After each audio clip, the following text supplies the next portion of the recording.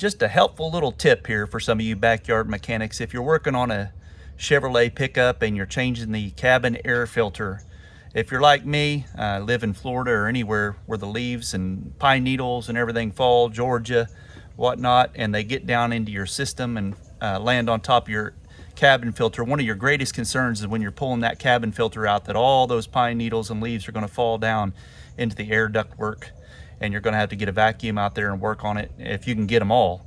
Sometimes they just rattle around in the system until the next cabin filter change. I want to show you something.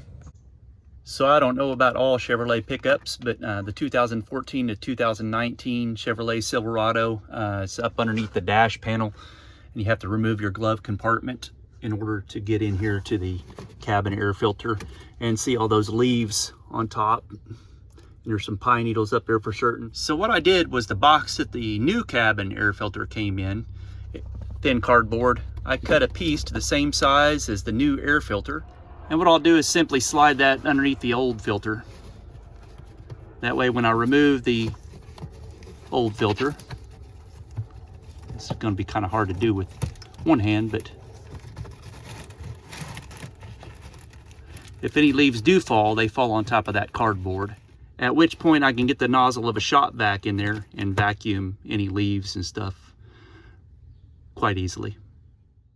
Now this is after I pulled out the old cabin filter, and you can see all the leaves that are down on top of this cardboard.